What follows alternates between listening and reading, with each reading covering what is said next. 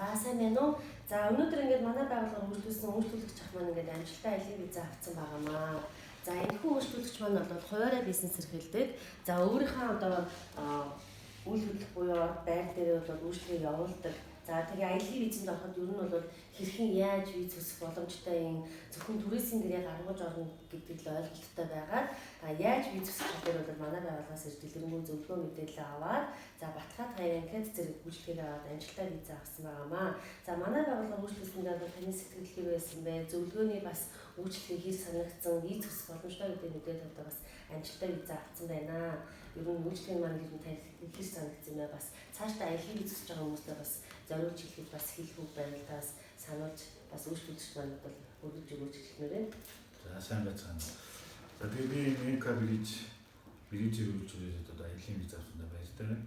За тэгээд аялын виз хүсгээд хүмүүс одоо хуваарай хөдөлмөр эрхлэгч хүмүүс ялангуяа жижиг дунд үйлдвэрлэл эрхлэгчдэр бол туристийн гэрээ байхгүй одоо гэр орондоо юм хийдэг одоо жишээ нь хүмүүс бол бас их боломжгүй гэж бодсон юм шиг байна. Тэгээд Мека бирижээс зөвлөгөө аваад маш сайн зөвлөгөө аваад виз үсэт ингээд виз гаргасан баяртай байна. Ингээд цаашдаа виз үсэх хүмүүс дэлхийд өөрсдөө байгаа бүх боломжоо ашиглаад тэгээд ямар ч нэг баталгаатай зөвлөгөө өгч байгаа Мека бирижийг үйлчлүүлээд ингээд виз аваарай гэж хэлье.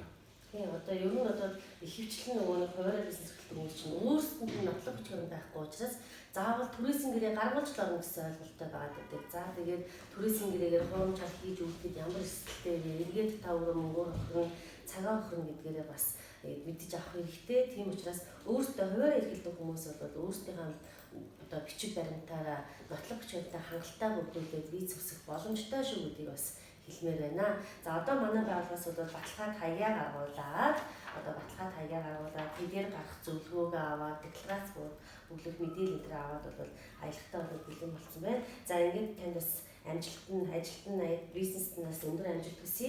Дараагийн ахин дахин бизнестэй манай байгууллага байнга үргэлжлүүлээрэй гэж хэлмээр байна.